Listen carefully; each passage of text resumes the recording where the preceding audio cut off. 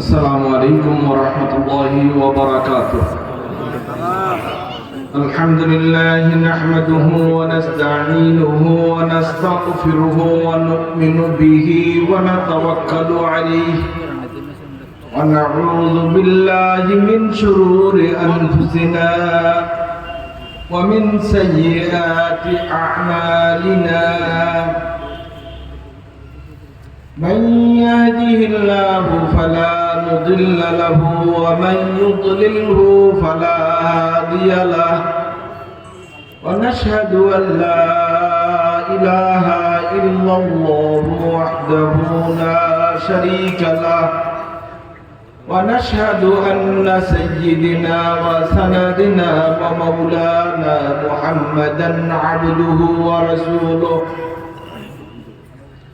الذي أرسله بالحق بشيرا ونذيرا وداعيا إلى الله بإذنه وسراجا منيرا. أما بعد فأعوذ بالله من الشيطان الرجيم. بسم الله الرحمن الرحيم. وقرن في بيوتكن ولا تبرجن تبرج الجاهلية الأولى وأقمنا الصلاة وآتينا الزكاة وأطعنا الله ورسوله إنما يريد الله ليذهب عنكم الرجس أهل البيت ويطهركم تطهيرا. وقال تعالى مخبرا وآمرا إن الله وملائكته يصلون على النبي يا أيها الذين آمنوا صلوا عليه وسلموا تسليما. اللهم صل على محمد وعلى آل محمد كما صليت على إبراهيم وعلى آل إبراهيم إنك حميد مجيد. اللهم بارك على محمد وعلى آل محمد كما باركت على إبراهيم وعلى آل إبراهيم إنك حميد مجيد. اللهم صل وسلم وبارك عليه. বৃহত্তর চৌবাড়া আল ইসলাম যুব সংঘের উদ্যোগে আয়োজিত ঐতিহাসিক তাফসীরুল কোরআন মাহফিলের সম্মানিত সভাপতি বিশিষ্ট ইসলামী চিন্তাবিদ আলহাজ হযরত মাওলানা এবিএম লুৎফর রহমান, সাবেক অধ্যক্ষ চৌবাড়া ফাজিল ডিগ্রি মাদ্রাসা, আতাল্লাহু হায়াতাহু ওয়া বারাকাল্লাহু ফিহি। আজকের এই মহতী মাহফিলে বক্তব্য পেশ করেছেন, ওয়াজ পেশ করেছেন হযরত মাওলানা মুফতি ওয়াহিদুর রহমান, সাবেক অধ্যক্ষ চৌবাড়া ফাজিল মাদ্রাসা। আরো বক্তব্য রেখেছেন মুফতি জুবায়ের মাহমুদ মুহাদ্দিস, দয়াপুর আমদাদুল মাদ্রাসা। বক্তব্য পেশ করেছেন মুফতি মামুন হোসেন হাবিবি।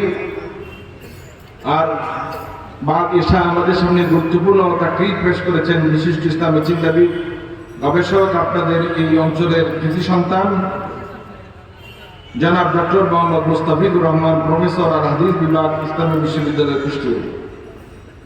আজকের এই মহতী তাফসীরুল কোরআন মাহফিলে বাদ মাগরিব আলোচনা পেশ করেছেন বরেণ্য মুফাসসিরে কোরআন, আন্তর্জাতিক খ্যাতিসম্পন্ন মুফাসসির হযরতুল আল্লামা মাওলানা ডক্টর আবুল কালাম আজাদ বাশার, আতাল্লাহু হায়াতাহু ওয়া বারাকাল্লাহু ফিহি।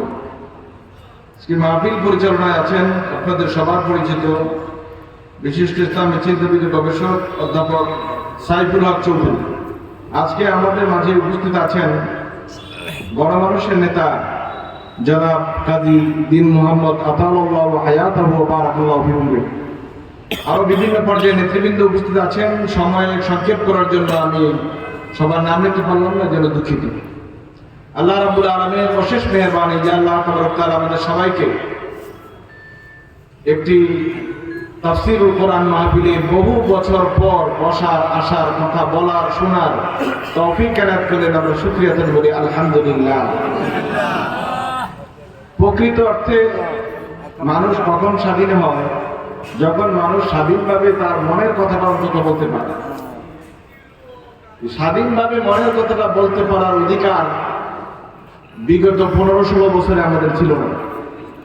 আল্লাহ তাআলার কাছে অশেষ শুকরিয়া যে আল্লাহ তাআলা আমাদেরকে আল্লাহ তাআলার খাস রহমতে এই ব্যবস্থা করে দিয়েছেন। আমরা সবাই বলি আলহামদুলিল্লাহ। সম্মানিত উপস্থিতি, আমাকে একটি বিষয় বেঁধে দেওয়া হয়েছে।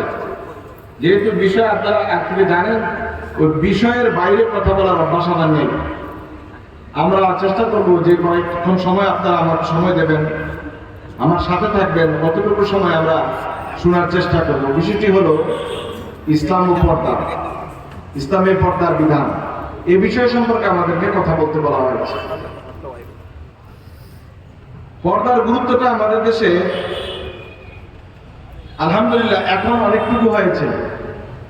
একটা সময় যখন ছিল, আরো 10-15 বছর আগের কথা বলি, তখন পর্দা বলতে বোঝানো হতো বাড়িতে চতুর্পাশে উঁচু ওয়াল করে কোনো একটা বেড়া দেওয়ার ব্যবস্থা করা। ফাঁকা ওয়াল হইতে পারে, বাড়িতে ভালো করে বেড়া দিয়ে রাখলে, পর্দা দিয়ে রাখলে এইটাই পর্দা, এমনটি ভাবা হতো। কিন্তু প্রকৃত পর্দা তো ওটাই যেটা আল্লাহ এবং তার রাসূল নির্দেশনা দিয়েছেন। কথা ঠিক কিনা বলেন? বাড়ি আপনারা দেখবেন শহরগুলোতে গেলে এক এক বাড়ির ওয়াল কত উঁচু। ঢাকা, ধানমন্ডি, বনানী ওইসব জায়গায় গেলে, গুলশানে গেলে বাড়ির ভিতর ঢোকার কোনো ব্যবস্থাই নেই। উঁচু করছেন, উঁচু করার পর আবার কাঁটাতারে বেড়া দিচ্ছে, ওইখানে আবার সিসি ক্যামেরা লাগানো আছে, না কোনো ব্যবস্থা নেই। পর্দা কত প্রকার কি কি ওই সব বাড়ির সামনে গেলে বুঝা যায়। আসলে কি ওখানে পর্দা আছে না বেড়া আছে? কথা বলবেন, পর্দা আছে না বেড়া আছে? বেড়া দেওয়া আছে, পর্দা নাই। বাড়ির ভিতরে মুহররম, গায়রে মুহররম, পরিচিত অপরিচিত সকল মানুষের সমানে অবাধে মেলামেশা হচ্ছে, এবং সেখানে কোনো বাড়াই বলতে কিছু নাই। তাই এখানে কি পর্দা আছে? শুধু মনে করা হয়েছে যে উঁচু করে বেড়া দিলে পর্দা হয়ে যায় না। সম্মানিত ভাইরা, পর্দার একটা ডেফিনেশন, একটা সংজ্ঞা, একটা চিত্র আল্লাহ সুবহানাহু ওয়া তাআলা কোরআনুল কারীমে বর্ণনা করেছেন। আপনি যদি প্রকৃত অর্থে মুসলমান হন, তাহলে অবশ্যই আপনাকে ওই পর্দার যে ডেফিনেশন কোরআনে দেওয়া আছে, আল্লাহ রাসূল যেভাবে হাদিসে বলেছেন, সেভাবেই আপনাকে মেনে চলতে হবে। আল্লাহ তাআলা আমাদেরকে মেনে চলার তৌফিক দান করুক। আমরা সবাই বলি আমিন। কোরআনুল কারীমে সূরা আন-নূর আয়াত নম্বর 30-31, সূরাতুল আহজাব আয়াত নম্বর 33, 53 এবং 59 নম্বর আয়াত, এই 5টি আয়াতে আল্লাহ সুবহানাহু ওয়া তাআলা মৌলিকভাবে পর্দার বিষয়গুলোকে আমাদেরকে অবহিত করেছেন এবং কি করা উচিত ইমানদারদের এই ব্যাপারে একটা দিক নির্দেশনা দিয়েছেন। 1 নম্বর কথা যেটি আল্লাহ সুবহানাহু ওয়া তাআলা সূরাতুন নূরে শুরু করেছেন, সেটা হলো قل للمؤمنات يغضضن من أبصارهن ويحفظن فروجهن। এটা হলো সূরা আন-নূরের 32 নম্বর আয়াত, 31 নম্বর আয়াত, 30 নম্বর আয়াতে আল্লাহ বলেছেন, قل للمؤمنين يغضوا من أبصارهم ويحفظوا فروجهم। আপনি মুমিনদেরকে বলুন, হে রাসূল, তারা যেন তাদের দৃষ্টিকে অবনত করে রাখে এবং তাদের লজ্জাস্থানের হেফাজত করে। যালিকা আযকা লাহুম ইন্নাল্লাহা খাবীরুম বিমা ইয়াসনাউন। এটা তাদের জন্য সবচেয়ে বেশি পবিত্রতম কাজ, বিশুদ্ধতম কাজ, তাদেরকে সুরক্ষা দেওয়ার কাজ। আল্লাহ তাআলা এই বিষয়ে সবাই অবগত আছেন, যা তারা কাজে পরিণত করে। ঠিক এরপরে আয়াতটাতে আল্লাহ তাআলা আবার আলাদা করে বলছেন। প্রথমে মুমিনদের কথা বললেন, তারপর মুমিন নারীদের কথা বললেন, কুল্লিল মুমিনাতি ইয়াগুদুনা মিন আবসারিহিন ওয়া ইয়াহফাযনা ফুরুজাহুন। মুমিন নারীদেরকেও বলুন তারা যেন তাদের দৃষ্টিকে অবনত করে রাখে এবং তাদের লজ্জাস্থানের হেফাজত করে। হযরত যায়েনব বিনতে জাহশ রাদিয়াল্লাহু তাআলা আনহাকে বিয়ে করার পর রাসূলুল্লাহ সাল্লাল্লাহু আলাইহি ওয়াসাল্লামের উপর প্রথম পর্দার আয়াতটি নাযিল হয়, যে সম্পর্কে উলামায়ে কেরাম বলছেন এটা 3য় অথবা 5ম হিজরিতে আল্লাহ সুবহানাহু ওয়া তাআলা পর্দার আয়াত ফরজ করেছেন। এর আগে উম্মাতুল মুমিনিনরা হযরত আয়েশা রাদিয়াল্লাহু তাআলা থেকে শুরু করে আল্লাহ রাসূলের সকল স্ত্রীরা সাহাবীদের সামনে আসতেন, বসতেন, চলতেন, কথা বলতেন, একই মজলিসে আসতেন। এই বিষয়ে সর্বপ্রথম বাদ সাধলেন হযরত ওমর ইবনে খাত্তাব রাদিয়াল্লাহু তাআলা। তিনি বললেন, ইয়া রাসূলুল্লাহ, এটা হতে দেওয়া যায় না। আপনার স্ত্রীদেরকে বলুন তারা যেন পরপুরুষের সামনে না আসে, না বসে। সহিহ বুখারীতে হাদিস আছে, আল্লাহ রাসূল সাল্লাল্লাহু আলাইহি ওয়াসাল্লামের সাথে হযরত ওমর ইবনে খাত্তাব রাদিয়াল্লাহু তাআলা বিভিন্ন বিষয়ে ইখতিলাফ মতানৈক্য হয়েছে। কোন কোন রওয়ায়াতে সর্বনিম্ন 3টার কথা বলা আছে, সর্বোচ্চ 20টার কথা বলা আছে, যে 20টা বিষয়ে আল্লাহ রাসূল সাল্লাল্লাহু আলাইহি ওয়াসাল্লামের সাথে হযরত ওমরের মতান্তর হয়েছে। এর মধ্যে একটি বিষয় ছিল পর্দার বিষয়। আল্লাহ রাসূল সাল্লাল্লাহু আলাইহি ওয়াসাল্লামকে তার স্ত্রীদেরকে পর্দায় রাখার জন্য হযরত ওমর রাদিয়াল্লাহু তাআলা পরামর্শ দিয়েছিলেন, অনেকটা বাধ্য করেছিলেন। দেখুন, মানুষের যত অন্যায় হয়, পাপাচার তৈরি হয়। এই পাপাচার তৈরির বড় একটা উৎস হলো চোখ, দেখা। মানুষ দেখার মাধ্যমে অন্যায়চারী হয়ে যায়। আল্লাহ তাআলা বলেন, কুল্লিল মুমিনিনা ইয়াগুদ্দু মিন আবসারিহিম, আপনি মুমিনদেরকে বলুন তারা যেন তাদের দৃষ্টিকে আনত করে রাখে, নিম্নগামী করে রাখে। হযরত আয়েশা সিদ্দিকা রাদিয়াল্লাহু তাআলা হাদিস, হযরত আলী কারামাল্লাহু ওয়াজহু থেকে হাদিস, আল্লাহ রাসূল সাল্লাল্লাহু আলাইহি ওয়াসাল্লাম হযরত আলীকে বলছেন, ইয়া আলীও লাকাল উলা ওয়া লাইসাত লাকাল সানিয়া, তুমি যখন রাস্তাঘাটে চলো তখন প্রথম দৃষ্টিটা আল্লাহ মাফ করে দিবেন। এখানে কোনো মহিলা আছে যারা পর্দা করে না, অনেক মহিলা আছে যারা খোলামুখে থাকে, এদের দিকে প্রথম দৃষ্টি, যে তুমি চলছো, চলার জন্য প্রথম দৃষ্টিটা আল্লাহ তাআলা মাফ করে দিবেন। দ্বিতীয় দৃষ্টি, এটা আল্লাহ রাব্বুল আলামিন মাফ করবেন না। কারণ দ্বিতীয়টা ইন্টেনশনালি, ইচ্ছা করে তুমি তাকিয়ে আছো, আর প্রথমটা ছিল অনিচ্ছায়। অনিচ্ছাটা আল্লাহ রাব্বুল আলামিন মাফ করে দেবেন, কিন্তু দ্বিতীয়বার যে ইচ্ছায় তাকিয়েছো সেটা আল্লাহ রাব্বুল আলামিন ক্ষমা করবেন না। কারণ আল্লাহ তাআলা বলছেন, মুমিনরা যেন তাদের দৃষ্টি শক্তিকে আনন্দ করে রাখে। সম্মানিত ভাইরা, অন্ধ মানুষ যারা, তাদের জান্নাতে যাওয়ার রাস্তা অনেকটুকুই আগানো, মানে যারা মোটেই চোখে দেখে না, তাদের জান্নাতে যাওয়ার রাস্তাটা অনেকটুকুই আগানো, শুধু ইমানটা থাকে। শুধু ইমানটা যদি থাকে, আমল যাই দেখুক না কেন, জান্নাতে যাওয়ার রাস্তাটা তার অনেক দূর আগানো। দলিল হাদিস বুখারীতে আল্লাহ রাসূল সাল্লাল্লাহু আলাইহি ওয়াসাল্লাম বলেন, মান সুলিবাত কারিমাতাইহি ওয়াজাবাত লাহুল জান্নাহ, যার দুই চক্ষু দৃষ্টিশক্তি তুলে নেওয়া হয়েছে, আল্লাহ রাব্বুল আলামিন তার জন্য জান্নাত ওয়াজিব করে দিয়েছে। একজন অন্ধ মানুষকে কিন্তু আমরা ভালোভাবে দেখি না, সহযোগিতাও করি না, রাস্তা পার করে দেওয়ার চেষ্টাও করি না, কিন্তু এটা মনে রাখবেন যে ওই লোকটার জান্নাতে যাওয়ার গ্যারান্টি আছে। আপনি যে দরবেশ, আল্লাহওয়ালা, পীর বুজুর্গ, মসজিদের খতিব, ইমাম, আপনার জান্নাতে যাওয়ার কোনো গ্যারান্টি নেই। সুবহানাল্লাহ বলবেন না? কারণ চোখের কোনো গুনাহ সে কামাই করে না। জানাল আইনি আন নাজর, আল্লাহ রাসূল বলেন দৃষ্টিশক্তির একটা জিনা রয়েছে, সেটা হলো অবাঞ্ছিত জায়গায় দৃষ্টি দেওয়া। সুতরাং আল্লাহ সুবহানাহু ওয়া তাআলা এই আয়াতে জিনা হারাম এটা বলেন নাই, বলছে চোখকে আগে নিচে নামাও, কারণ চোখ হলো গুনার উৎস। সব গুনাহ মানুষ কামাই করে চোখ দিয়ে। প্রথম দেখার পর ভালো লাগে, ভালো লাগা থেকে ভালোবাসা, ভালোবাসা থেকে দুষ্কর্ম, জিনা পর্যন্ত সেটা করিয়ে যায়।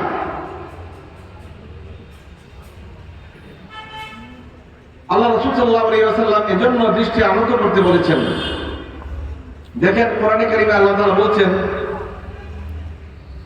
وانذرهم يوم الآزفة إذ القلوب لدى الحناجر كاظمين ما للظالمين من حميم ولا شفيع يطاع يعلم خائنة الأعين وما تخفي الصدور।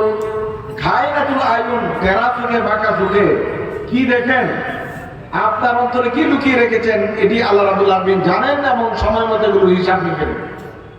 সুতরাং অনেকে এটা করে দৃষ্টি চুরি করার চেষ্টা করে, অন্যের চোখ ফাঁকি দিয়ে আরেকজনকে দেখার চেষ্টা করে। এজন্য চোখের খেয়ানত, খায়নাতুল আয়ুন, এই চোখের খেয়ানত আল্লাহ রাব্বুল আলামিনের কাছে জবাবদিহি করতে। আল্লাহ রাসূল সাল্লাল্লাহু আলাইহি ওয়াসাল্লাম বলেন, লা ইয়ানজুরু রাজুলু ইলা আওরাতির রাজুলি ওয়াল মারআতু ইলা আওরাতিল মারআহ। মহিলা আরেক মহিলার লজ্জাস্থানের দিকে তাকাতে পারবে না, কোনো পুরুষ অপর পুরুষের লজ্জাস্থানের দিকে তাকাতে পারবে না। এমনকি আল্লাহ রাসূল সাল্লাল্লাহু আলাইহি ওয়াসাল্লাম একই কাপড়ের নিচে অপরিচিত দুইজন নারী পুরুষ অথবা পুরুষ পুরুষ অথবা নারী এবং নারী যারা প্রাপ্তবয়স্ক তাদেরকে শুইতে নিষেধ করেছে সতর্কতার জন্য। মানুষ কিভাবে দৃষ্টিশক্তি দিয়ে গুনাহ কামাই করে এ প্রসঙ্গে একটা হাদিস বুখারী কিতাবুল হজ বর্ণিত হয়েছে হযরত ফাদল ইবনে আব্বাস রাদিয়াল্লাহু তাআলা আনহু। তিনি আল্লাহ রাসূলের সাথে একই উটের মধ্যে ছিলেন। সে সময় একজন মহিলা আসলেন খাসআম গোত্রের, বনু খাসআমা গোত্রের। মহিলাটি যুবতী ছিল, সুন্দরী ছিল। আর আল্লাহ রাসূলের সাথে থাকা সাহাবী ফাদল ইবনে আব্বাস তিনিও যুবক ছিলেন। দুজনের মনের মধ্যে একটা চোখে দেখা দেখি হয়ে গেল, আর দেখার কারণে একটা ভালোবাসা, ভালো লাগা আল্লাহ রাসূল এই দৃষ্টিটা লক্ষ্য করেছেন। হযরত ফাদল ইবনে আব্বাস রাদিয়াল্লাহু তাআলার চেহারাটা মহিলার দিকে ঘুরিয়ে উল্টো দিকে দিয়ে দিলেন, যেন হযরত ফাদল আর কোনোভাবে ওই মহিলার দিকে না তাকান। এই যে একজন নারী এবং পুরুষের একজন আরেকজনের দেখা নিষিদ্ধ, আল্লাহ রাসূল কোনো ওয়াজ করলেন না, শুধু হাত দিয়ে পরিবর্তন করে বুঝিয়ে দিলেন এটা তোমার জন্য করা উচিত। সব দুষ্কর্মের প্রথম কাজ হলো চোখে দেখা। চোখে দেখলেই ভালো লাগে, চোখে দেখলেই মানুষ খারাপ কাজ করার জন্য ধীরে ধীরে এগিয়ে যায়। এজন্য গাদ্দুল বাসার, দৃষ্টিকে আনত করা, এটা আল্লাহ তাআলা নির্দেশ দিয়েছেন। এটা একটি বড় কাজ। হাদিস শরীফে এসেছে আল্লাহ রাসূল সাহাবীকে নসিহত করছেন, ইয়াকুম ওয়াল জুলুসা ফি তুরুকাত, সাবধান তোমরা রাস্তার মধ্যে মোড়ে মোড়ে বসে থেকেও না, যে মানুষ যায় ওখানে রাস্তার মধ্যে বসিও না। ফাকালু ইয়া রাসূলুল্লাহ মা লানা ফি মাজালিসিনা বুদ্দুন নাতাহাদ্দাসু ফিহা। সাহাবীরা বললেন, ওখানে বসার উপায় নাই, চায়ের স্টলে, দোকানে, রাস্তার পাশে বসে বসে তো আমরা আড্ডা করি, কথাবার্তা বলি। আল্লাহ রাসূল বললেন, তোমরা যখন সেখানে বসতেই চাও তাহলে ফাতুত তারিকা হাক্কাহু, রাস্তার হক আদায় করো। সাহাবীরা বললেন, ইয়া রাসূলুল্লাহ ওমা হাক্কুত তারিক, রাস্তার হক আবার কি? কাল গাদ্দুল বসরে ওয়া কাফুল আযা।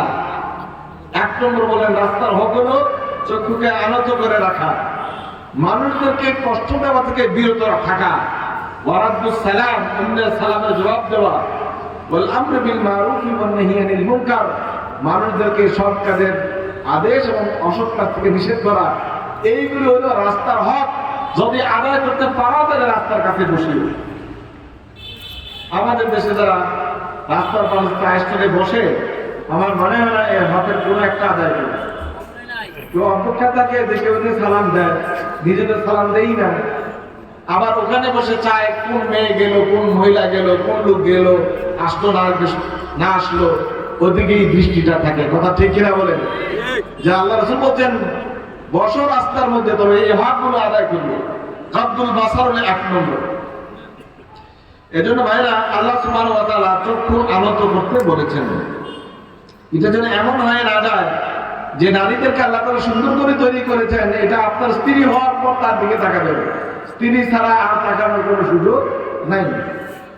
যেমনটি বলেছিলেন উর্দু শায়ের গালিব, শকনে জুলফে अंबरे क्यों है निगाहे चश्मे सुरमा सा किया है, तस्बीह के दाने हैं ये हसीन चेहरे, निगाहे फिरक जाती है जिक्र खुदा हो जाती है।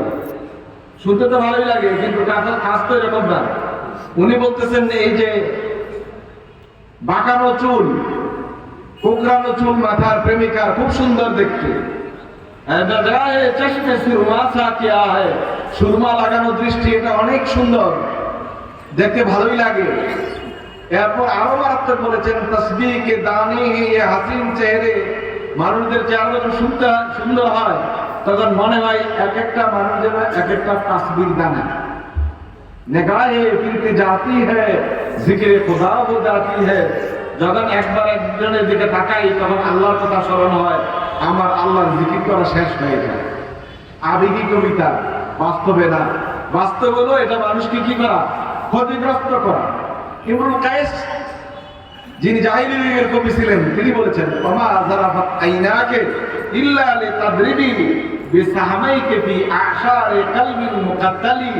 ওই প্রেমিকাকে বলছেন, তোমার দুই চোখ দিয়ে যখন তাকাও আমার দিকে, মনে হয় যেন চোখ দুটি চোখ নয়, এটি যেন আমার অন্তরে তীর বিদ্ধ করে। সুতরাং তখন আর আমি আজকে তীর রাখতে পারি না। চোখ হলো এমন একটা বর্ষার মতো, তীরের মতো, ক্ষতিকর বুলেটের মতো, যেটা মানুষের চরিত্রকে বিধ্বংস করে দেয়। এই জন্য আল্লাহ বলছেন, কুল্লিল মুমিনিনা ইয়াগুদ্দু মিন আবসারিহিম, একটি মুমিনদেরকে বলুন তারা যেন তাদের দৃষ্টিকে আনত করে রাখে। দৃষ্টি নিয়ন্ত্রিত তো আপনার চরিত্র নিয়ন্ত্রিত, দৃষ্টি নিয়ন্ত্রিত তো আপনার পুরো জীবন নিয়ন্ত্রিত। এই জন্য ভাইরা, চোখের হক আছে, চোখের হকটা আদায় করার জন্য দৃষ্টিকে আনত করে রাখবেন। আল্লাহ সুবহানাহু ওয়া তাআলা এটা নির্দেশ দিয়েছেন। দ্বিতীয় আয়াতে এসে সূরা নূরের 31 নম্বর আয়াতে আল্লাহ বলছেন, কুল্লিল মুমিনাতি ইয়াগুদুনা মিন আবসারিহিম, মহিলাদেরকে বলতেছে তারা যেন দৃষ্টি আনত করে রাখে। অন্য দেশের কথা জানি না, আমাদের বাংলাদেশের সংস্কৃতি, বিশেষত গ্রামগঞ্জে যে সমস্ত মায়েরা থাকেন, বোনেরা থাকেন, তারা কিন্তু অনেক লজ্জাশীল হয় এবং ঠিকই তাদের দৃষ্টিটা আনত থাকে। কিন্তু এটা কি আমাদের শহুরে জীবনের চরিত্র? শহুরে জীবনের চরিত্র সম্পূর্ণ ভিন্ন, এবং সেখানে যত বেশি মেশামেশি করা যায়, দলাদলি করা যায়, এটাকে মনে করা হয় যে উন্নত সংস্কৃতি। নাউযুবিল্লাহি মিন যালিক। আল্লাহ বলছেন নারীরা যেন তাদের দৃষ্টিকে আনত করে রাখে। এবং আল্লাহ তাআলা এটা এজন্য বিশেষ করে বলেছেন, যেহেতু মেয়েদের একটা বদভ্যাস আছে, খায়নাতুল আয়ুন, তারা দৃষ্টিকে চুরি করে থাকার অভ্যাস তাদের আছে। কারো বাড়িতে কোনো মেহমান যায়, তখন এই দরজার ফাঁক দিয়ে, বেড়ার ফাঁক দিয়ে, দেয়ালের ছিদ্র দিয়ে দেখার অভ্যাস আমাদের মায়েদেরকে আল্লাহ তাআলা এটা করতে নিষেধ করেছেন। আপনার কাজ হলো একজন পুরুষের মতোই আপনি দৃষ্টি অবনত করে রাখবেন। হাদিস সহিহ বুখারীতে আল্লাহ রাসূল সাল্লাল্লাহু আলাইহি ওয়াসাল্লামের সামনে উম্মুল মুমিনিন উম্মে সালামা এবং মাইমুনা রাদিয়াল্লাহু তাআলা অবস্থান করছেন। এ সময় একজন সাহাবী আসলেন, আব্দুল্লাহ ইবনে উম্মে মাকতুম রাদিয়াল্লাহু তাআলা। তিনি চোখে দেখতেন না, তিনি অন্ধ ছিলেন। তো আল্লাহ রাসূল বললেন, যাও তোমরা এখন চলে যাও, আব্দুল্লাহ ইবনে উম্মে মাকতুম এসেছে, তোমরা পর্দার আড়ালে চলে যাও। তখন উম্মে সালামা রাদিয়াল্লাহু তাআলা, আপনারা হাদিস যদি বেশি পড়েন তাইলে এটা শেয়ার করবেন। উম্মে সালামা রাদিয়াল্লাহু তাআলা খুব বুদ্ধিমতী মহিলা এবং উপস্থিত প্রশ্ন করার ক্ষমতা তার অনেক বেশি। এ সম্বন্ধে একটা হাদিস আছে, বুখারী কিতাবুল হজ, শারহ মাআনিল আসার, কিতাবুন নিকাহ, হাদিস উল্লেখ করা আছে যে উম্মে সালামা রাদিয়াল্লাহু তাআলা মাঝে মাঝে রাসূল সাল্লাল্লাহু আলাইহি ওয়াসাল্লামকে সূক্ষ্ম সূক্ষ্ম পরামর্শ দিতেন।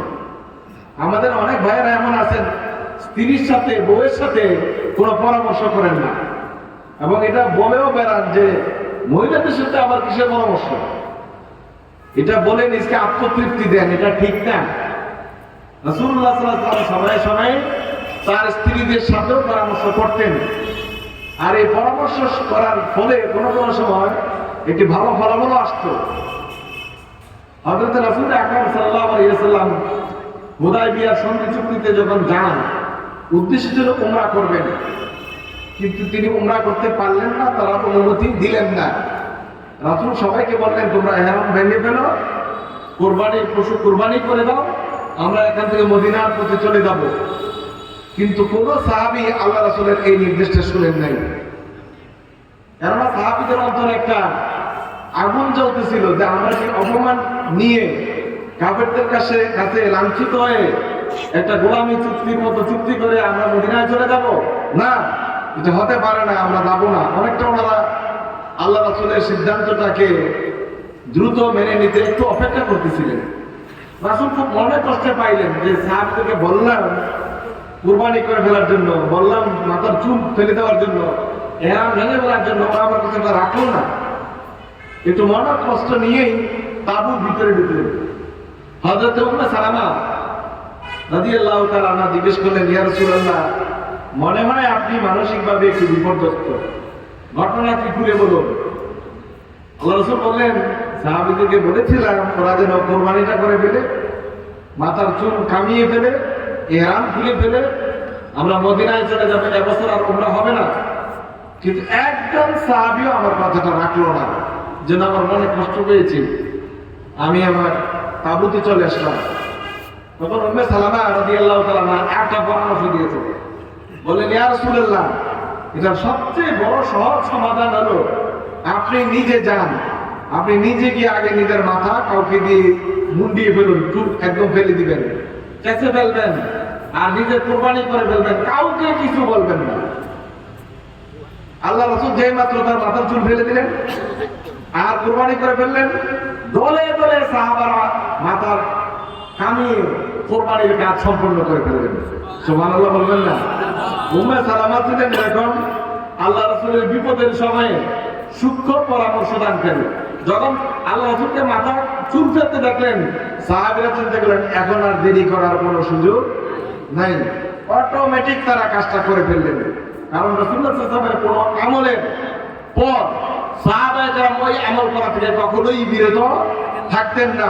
উম্মে সালামা বলেন, ইয়া রাসূলুল্লাহ, আপনি যে আমাদেরকে বলছেন আমরা ভিতরে চলে যাব, ইন্নাহু আ'মা, আব্দুল্লাহ ইবনে মাকতুম তো একেবারেই অন্ধ, সে মানুষ তো কত রকমের অন্ধ হয়, কিন্তু আব্দুল্লাহ ইবনে মাকতুম এমন অন্ধ ছিলেন তিনি কিছুই দেখতেন না, তা আমরা ভিতরে কেন যাব? আল্লাহ রাসূল বললেন, আব্দুল্লাহ ইবনে মাকতুম অন্ধ এটা তো ঠিক, তোমরা কি অন্ধ? আল্লাহ রাসূল বললেন, তোমরা কি অন্ধ? তোমরা তো চোখে দেখতে পাচ্ছ তাকে, সুতরাং তোমাদের পর্দা করা উচিত, তোমাদের যতটুকু বরজ। কুল্লিল মুমিনাতি ইয়াগুদুনা মিন আবসারিহিম, মুমিনা নারীরা তাদের দৃষ্টিকে আনত করে রাখবে, যে দেখবে তার চোখ আছে কি চোখ নাই এটা দেখার বিষয়। সুতরাং মায়েরা আপনারা এই বিষয়টাকে সতর্কতার সহিত নেবেন, যাতে করে আপনারা যেই অনেকেই বদভ্যাস আছে যে কোনো বাড়িতে মেহমান আসতে দরজার ফাঁক ফোকর দিয়ে দেখা, এটা যেন না করেন। আল্লাহ রাসূল সাল্লাল্লাহু আলাইহি ওয়াসাল্লাম এটা কখনোই পছন্দ করতেন না। এ সংক্রান্ত হাদিস আছে যে আল্লাহ রাসূল সাল্লাল্লাহু আলাইহি ওয়াসাল্লামের উম্মাতুল মুমিনিনরা কত বেশি এই বিষয়টিকে গুরুত্ব দিতেন। হযরতে ওমর ইবনে খাত্তাব রাদিয়াল্লাহু তাআলা আনহু আল্লাহ রাসূলের স্ত্রী হযরতে সাউদা বিনতে জামআ রাদিয়াল্লাহু তাআলা আনহাকে একদিন রাতের বেলায় দেখলেন যাচ্ছেন, টয়লেটে যায়, কিন্তু তখন যেহেতু ফরজ হয় নাই পর্দা, তিনি ভালো করে পর্দা করে যাচ্ছিলেন না। হযরত ওমর এসে সরাসরি আল্লাহ রাসূলের কাছে বললেন যে এইভাবে আর চলতে দেওয়া যায় না, আপনার স্ত্রীদেরকে বলবেন তারা যেন পর্দা করে যায়। এরপরেই আল্লাহ সুবহানাহু ওয়া তাআলা পর্দার আয়াত নাযিল করলেন এবং সাহাবায়ে কেরাম রাদিয়াল্লাহু তাআলা আলাইহিম আজমাইনদের উপর আল্লাহ তাআলা এটা ফরজ করে দিলেন। সম্মানিত ভাইরা, আমরা 2-4 মিনিট কথা বলে আলোচনা শেষ করব। পর্দা ফরজ হওয়ার জন্য 1 নম্বর শর্ত হলো মেয়েরা যারা পর্দা করেন তাদের জন্য পুরোটা শরীর ঢেকে ফেলা। সাতরু জামিই বাদানিল মারআ, একবারে পুরো শরীর যতটুকু ঢাকা যায় ততটুকু ঢেকে ফেলা। মুখ খোলা রাখা, এই ব্যাপারে উলামায়ে কেরামদের বড় ইখতিলাফ, মতবিরোধ আছে। মুখটা হলো 1 নম্বর পর্দা করার জায়গা, কারণ মুখ থেকেই তো মানুষ দেখেই তো ভালো লাগেই তো অবৈধ প্রেম তৈরি হয়। সুতরাং এটা করতে উলামায়ে কেরাম রাদিয়াল্লাহু তাআলা আলাইহিম নিষেধ করেছেন, এটা যেন না হয়। আল্লাহ সুবহানাহু ওয়া তাআলা বলছেন, ইয়া আইয়ুহান নাবিয়্যু কুল লিআজওয়াজিকা ওয়া বানাতিকা ওয়া নিসাইল মুমিনিনা ইউদনিনা আলাইহিন্না জালাবিবিহিন্না যালিকা আদনা আন ইউআফনা ফালা ইউযিনা। হে রাসূল, আপনি বলে দিন আপনার স্ত্রীদেরকে, আপনার কন্যা সন্তানদেরকে, আপনার মুমিনা নারীদেরকে তারা যেন তাদের উপরে জালাবিব বড় ধরনের একটি চাদর ঝুলিয়ে নেয়, যাতে করে তাদের শরীরের কোনো অঙ্গ প্রত্যঙ্গ দৃষ্টিগোচর না হয়। এজন্য উলামায়ে কেরাম বলছেন পর্দার বড় শর্ত হলো এমন কোনো কিছু জড়িয়ে নেওয়া যাতে করে শরীরের কোনো অংশ অনুমেয় না হয়, মায়েদের জন্য এটা ফরজ কাজ। 2 নম্বর বিষয় হলো পর্দাটা যেন আবার কোনো ফ্যাশন হয়ে না যায়। আপনারা দেখবেন অনেক মায়েরা বোরকা পরেন, বোরকা আবার ফ্যাশনদার বোরকা। এই বোরকাটা আবার দেখার মতো, উপরে দড়ি লাগানো আর এমন ডিজাইন করা যে হয়তো আসল পোশাকটা গায়ে থাকলে ওইদিকে লোকেরা তাকাইতো না, কিন্তু বোরকার এমন ডিজাইন, এমন রং রূপ করে তৈরি করা হয়েছে, মানুষ এখন ওই বোরকার দিকে তাকায়। এরকম ফ্যাশন বোরকা এখন আছে না? এই বোরকা পড়তে ওলামা একরাম নিষেধ করেছেন। কেন? আল্লাহ তাআলা বলেছেন ওয়ালা ইউবদিনা যিনাতাহুন্না, এমন বোরকা পরবে না যেটা দ্বারা তোমাদের সৌন্দর্য প্রকাশ পেয়ে যায়, এমন টাইট বোরকা শরীরের অঙ্গ প্রত্যঙ্গ বোঝা যায়, এগুলি বোরকা না, বরং আপনি পরবেন ঢিলা ডানা ডানা, যাতে করে আপনাকে অনুমানই করা না যায়। তৃতীয় বিষয় হলো এটা যেন হালকা এমন ভাবে না হয় যে ভিতর থেকে দেখা যায়, এমন টাইট চেনে না হয় আপনার শরীরের অঙ্গ প্রত্যঙ্গগুলো বোঝা যায়, বরং পর্দা যা পরবেন এটা একটু মোটা কাপড়ের। এই জন্য আপনারা দেখবেন আগের যুগে যে বোরকাগুলি তৈরি হইতো, এখনো অধিকাংশ বোরকা কি রঙের হয়? কালো রঙের। কেন? কালো রঙের কারণে ভিতরে আর কিছু দেখা যায় না, অনুমান করা যায় না। এই কালো রঙের বোরকা পরা, এই রং এই জন্যই পছন্দ করা হয়েছে যাতে করে এটা দ্বারা কোনো অবয়ব অনুমান করা না যায়। তাহলে কালো রং হওয়া কিন্তু ফরজ না, ঢিলে ডালা হওয়া, এটা ঢিলে ডালা হওয়া যাতে করে একবার ৮-৬ হয়ে গায়ের সাথে লেগে না থাকে। ওলামা একরাম বলছেন এটা একটি গুরুত্বপূর্ণ বিষয়। 5 নম্বর বিষয় হলো বাড়ি থেকে বেরিয়ে যাওয়ার সময় কোনো সুগন্ধি ব্যবহার না করা। কিন্তু আমাদের মায়েরা বোনেরা তো এখন অনেক অ্যাডাল্ট, অনেক বেশি ফ্যাশন সচেতন।